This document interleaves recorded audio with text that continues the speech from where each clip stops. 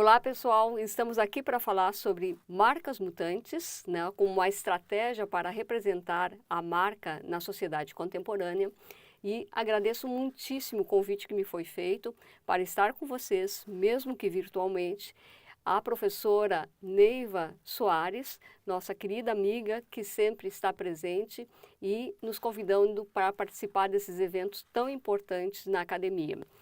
Bom, o que é a Marcas Mutantes? Marcas Mutantes é uma representação mais dinâmica sobre a marca em si e identidade visual, como nós vamos ver. O que é a marca? Marca, então, é uma representação simbólica multissensorial, cujos significados dela, ela vai ser construído a partir do seu discurso multimodal em sociedade, né? Então, todos os atos sociais da marca vão construindo na cabeça das pessoas o seu significado. Por isso, nós chamamos ela de uma representação simbólica multissensorial, porque não é apenas o visual, mas também todos os outros sentidos que nós, seres humanos, temos. A marca, enquanto forma simbólica, e todas as formas simbólicas, elas não vão existir no vazio. Tá? Elas vão ter que existir dentro de um determinado ambiente, de um determinado tempo. Tá? Como nós sabemos, então, elas são produzidas, transmitidas, recebidas, tá? Em condições sociais e históricas específicas. Marcas, nós entendemos marcas como uma representação simbólica multissensorial, cujos significados são construídos em sociedade, com as pessoas. É uma representação simbólica porque não é a coisa em si, e sim está no lugar de. Né? É multissensorial porque não é apenas o visual da marca, são todos os sentidos que nós seres humanos temos e que temos capacidade então de receber, de perceber essa representação simbólica. Segundo Thompson, as formas simbólicas não existem no vazio. Elas são produzidas, transmitidas e recebidas em tempos e condições sociais específicas. Não? Em relação ao contexto sociohistórico, Thompson diz que nós temos 4 dimensões que são importantes para analisar a marca, né, ou então para construir a marca. Então, dentro deste contexto sociohistórico, né, que ele chama de contexto sociohistórico, ele apresenta 4 dimensões que são importantes. Quais são essas 4? Primeiro delas é espaço e tempo.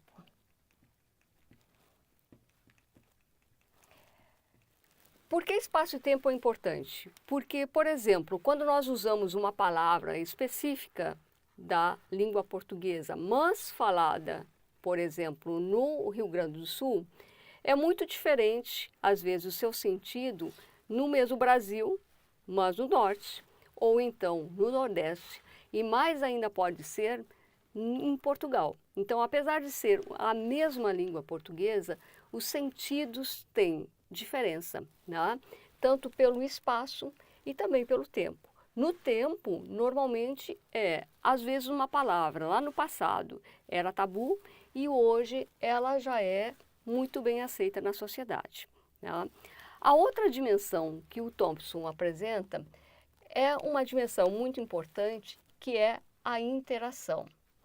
Por que a interação? Interação entre as pessoas, porque as formas simbólicas são cambiadas, são trocadas entre as pessoas. Então, eu preciso cuidar desse item chamado interação para poder analisar o seu significado, analisar como se comporta, né, diante da questão social. Outro item importante que Thompson nos diz é em relação às instituições sociais. Por que as instituições sociais são importantes? Porque é ela que vai dar a lei, vai dizer o que pode e o que não pode, né, ser usado, ou positivo ou negativo na sociedade. E por fim, e não menos importante, é a questão dos meios técnicos. Esses meios técnicos são tanto de produção quanto de transmissão das mensagens. Porque como nós vamos ver pela história, pelo passado, quando nós usávamos tipo a tipo, uma forma de construção da comunicação, especialmente nos jornais, com muito mecânico, muito rígido, e formos comparar com os computadores de hoje, nós vamos ver que isso interfere diretamente tanto na produção quanto na transmissão das suas formas simbólicas. A marca, enquanto forma simbólica, para cumprir a sua função, ela deve estar adequada ao seu contexto. Para construir um discurso de marca que resulte em uma imagem-conceito, que é aquilo que as pessoas têm em sua mente, que cause empatia, simpatia e identificação dos públicos, as organizações se apropriam do que é mais importante da sociedade e obtêm essas informações por meio da Brand Research, que é a pesquisa de marca, né? Então, por exemplo, hoje o que é muito valorizado para as pessoas é a questão socioambiental, né? Então, sabendo disso, as marcas já começam a usar isso nos seus discursos para causar uma empatia a seus públicos. Bom, na contemporaneidade, nós vivemos a cibertecnicultura. Por que isso? Porque é uma nova maneira de nos relacionarmos com o mundo através da cibernética, através das novas tecnologias e multiplicidade de cultura que vai se gerando em função disso. E essa cibertecnicultura faz surgir novos modos de divulgação da marca, formatos, superfícies e discursos. Além disso, exige mudanças mais rápidas, mais movimento, mais ação, mais hibridismo e, principalmente, mais participação dos públicos. E isto é possível em função das novas tecnologias. A marca, ela pode ser vista como um signo, um sinal distintivo. E detalhe, visualmente distintivo. Quem diz isso é o INPI, Instituto Nacional de Propriedade Industrial, que é onde nós registramos as marcas, né? Então, eles diferenciam a marca, ou conceituam a marca apenas como um sinal visual ou um signo visual distintivo, tá? Mas outros autores, como Gobert, como Linderstone e entre outros mais, eles consideram que a marca é mais do que um sinal visual, é multissensorial, como nós já vimos lá anteriormente sobre o conceito de marca. É também experiências. Então, o conceito de marca vai variar de acordo com os autores que estão tratando sobre esse tema. A marca, então, é muito mais que a sua identidade visual. Porém, a identidade visual é que vai ser protegida no NPI, que vai garantir o direito do dono da marca, né? Vai dar essa propriedade, né, para a pessoa que registrar a marca. Então, além disso, a identidade visual é que vai estar nos principais pontos de contato da marca com seus públicos, né? Que as pessoas vão reconhecer, então, esta marca. E a identidade visual, então, tem a função de representar graficamente a essência da marca. Ela é uma representação simbólica, ela faz a interface entre o público e a empresa, a organização, e ela é sempre uma estratégia, o que significa que tudo que compõe uma identidade visual vai ser estrategicamente pensado. Uma identidade visual, é importante que se diga que ela nunca vai ser permanente. Ela sempre vai ter algumas mudanças em função do tempo, em função da sociedade, porque ela é essa representação simbólica contextualizada e dirigida a um determinado público de uma determinada época. Por exemplo, nós temos aqui aparecendo várias fases da marca visual da Peugeot, né? Então, a Peugeot é uma marca que começou por volta de 1700, então tem um longo tempo na história, e ela foi mudando conforme a necessidade de interagir e de representar essa essência da marca. Porém, ela é uma evolução da marca como sempre existiu. Então, evolução da marca sempre teve. Quando a marca não está mais cumprindo a sua função de representar a essência, a identidade visual vai ter que se redesenhá-la, né? Refazê-la. E isso é normal. Então, o que acontece? A partir desse momento que se adota uma nova identidade visual para representar a marca, as outras não são mais usadas. Isso sempre existiu. Um outro exemplo que nós temos aqui é a identidade visual da Espanha, da marca turística da Espanha, que está há 30 e poucos anos, 36 anos provavelmente, representando a Espanha. E ela ainda continua fazendo a sua função, ou seja, não tem por que mudá-la. Além de tudo, ela é uma marca bastante singular por ter sido feita por um dos principais artistas espanhóis, que é o Miró. Bom, na nossa sociedade, nessa coexistência de mundos diferentes, de manutenção e de progresso, de sujeitos diferentes com múltiplos valores, comportamento e cultura, essa coexistência de diferentes manifestações faz surgir dois grandes blocos, né, de identidade visual corporativa, que nós classificamos como uma convencional e uma não convencional. As convencionais, elas vão ter como característica rigidez na forma, estandartização, progresso linear, universalidade, permanente. Então, quer dizer, sempre a mesma. Até que, claro, surja a necessidade de mudá-la, de redesenhá-la. As não convencionais, elas já vão ter outras características como flexibilidade e dinamismo, heterogeneidade, fragmentação, pluralismo, efêmero, fugidio. Então, quer dizer, ela está muito mais dinâmica se comparado, então, com uma convencional. Dois exemplos, então, de convencionais é a estereotipada, como o leão da Peugeot, e a arbitrária, como a Kodak. Quais são as diferenças? A estereotipada é quando se pega um símbolo que já é de conhecimento do público, tá? Então, esse símbolo, o seu significado, ele já é conhecido como leão. Leão, por exemplo, é líder, é forte, né? Então, as pessoas vão relacionar esse significado à marca. Essa marca, então, é líder, é forte. Já a arbitrária, ela parte de um símbolo que não tem um significado para o seu público e, neste caso, de acordo com o seu comportamento, com a sua divulgação, é que vai construir um sentido para aquela marca. E a não convencional, como nós estamos vendo aqui, é as mutantes, as marcas mutantes. Mas o que vem a ser essas marcas mutantes? Marcas mutantes, então, nós classificamos como uma revolução da representação. Ela é aberta, inovadora, artística, indeterminada.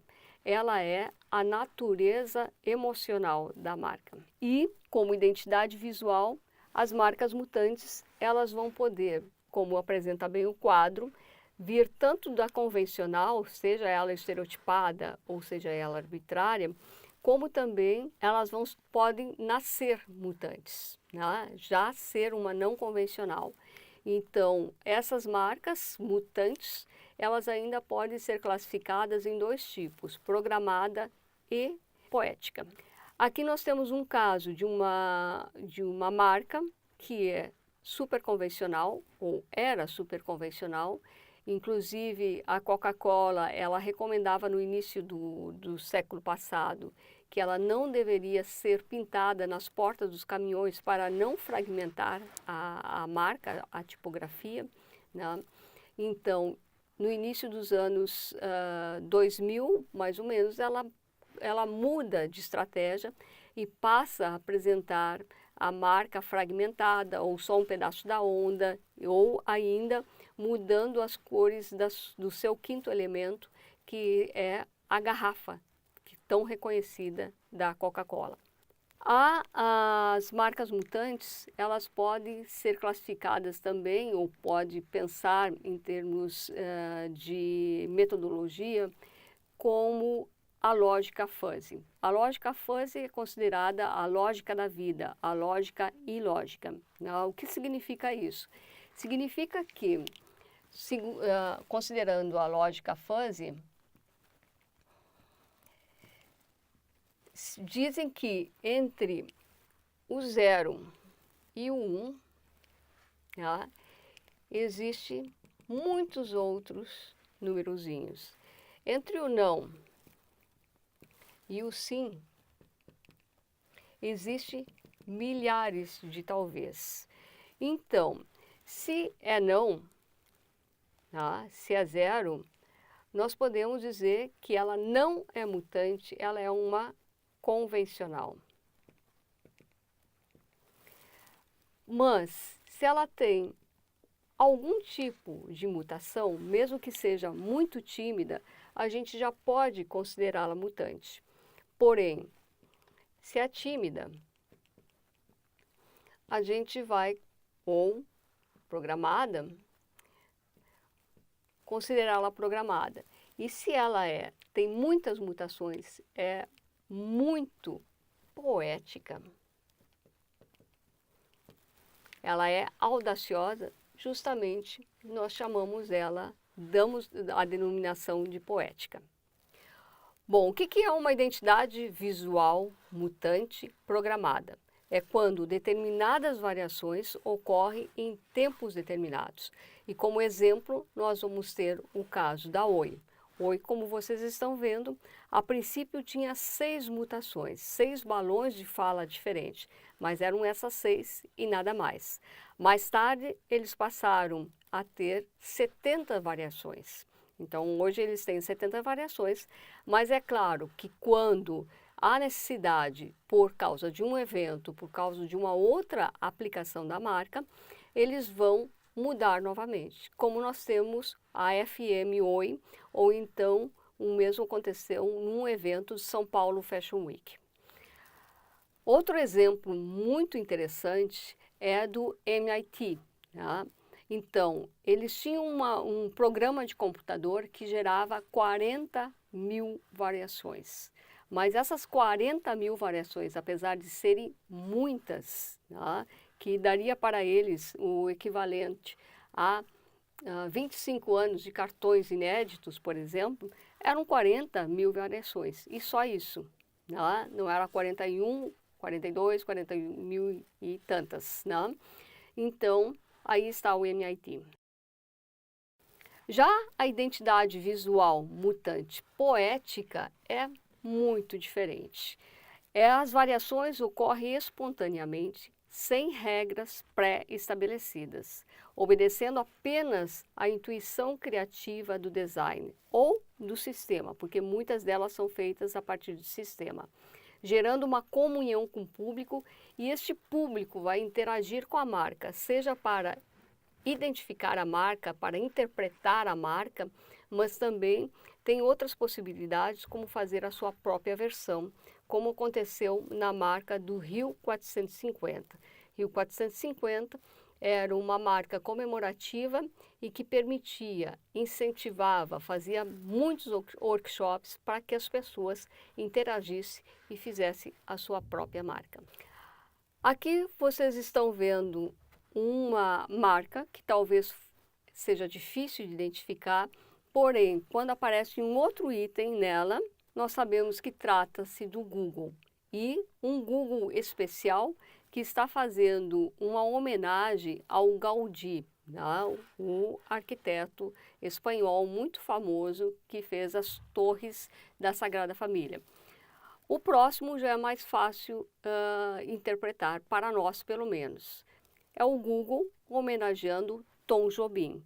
E quando aparece abaixo o espaço do Google de pesquisa, a gente já sabe que trata-se do Google. E neste caso aqui está aparecendo Vinícius de Moraes, 2 famosos para nós e muito queridos, que quando o Google, né, aparece com essas imagens, nós vamos acessar a primeira vez, nós temos uma emoção em relação a esta marca.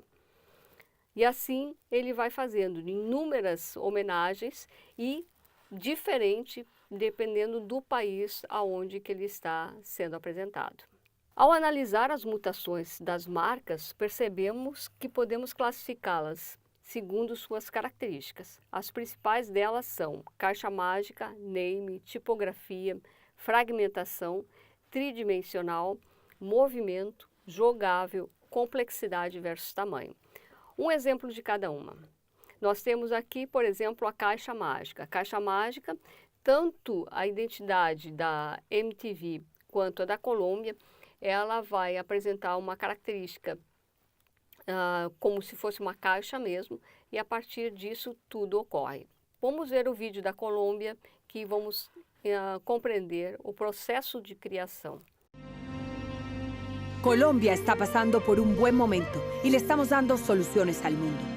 ¿Cómo hacer para que todos sintamos este nuevo buen momento de Colombia? Ese es el reto que tenemos entre manos. Un país que renace necesita una imagen que renazca con él, una imagen que reúna todos los esfuerzos que estamos haciendo a nivel nacional e internacional para rectificar la imagen negativa y construir juntos una imagen positiva. Y encontramos una gran fortaleza en la megadiversidad, entendida como la riqueza natural, humana, ambiental y cultural. Tenemos muchas regiones, muchas culturas, muchos acentos y dialectos, muchos paisajes y climas diferentes.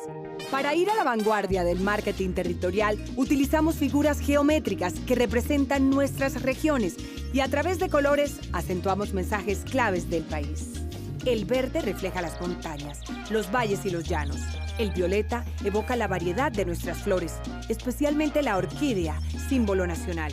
El amarillo, el sol, los minerales, la energía. El azul muestra la riqueza de nuestros ríos, mares y lagos. Y el rojo, el tesón, talento y calidez de nuestra gente. Uno de los grandes hallazgos de esta nueva imagen es la forma como se decidió presentar la marca Colombia para que fuera más impactante visualmente. Y lo hicimos utilizando el Código Internacional Alfabético ISO-CO, el mismo que nos identifica globalmente desde 1974. Este simple ejercicio, además de facilitar nuestra recordación y diferenciación, nos hace ver modernos, innovadores, digitales y muy contemporáneos. Y hablando de megadiversidad, la imagen debe tener la capacidad de adaptarse. Por eso nuestro logo no puede ser rígido e intocable. Para lograrlo, creamos un sistema gráfico que denominamos geometría creativa. Un sistema que se transforma de acuerdo con lo que necesitemos comunicar, donde todos los mensajes tienen cabida. La música también es fundamental para comunicar diversidad. Al igual que nuestra imagen, la hicimos flexible en géneros, en ritmos, en instrumentos. El mundo está buscando nuevas experiencias. Los industriales quieren nuevos socios. Los inversionistas buscan nuevos mercados. Los turistas quieren otros paisajes. Dejamos de ser una pregunta para convertirnos en la gran respuesta. Hechos que dicen con mucha fuerza que la respuesta es Colombia.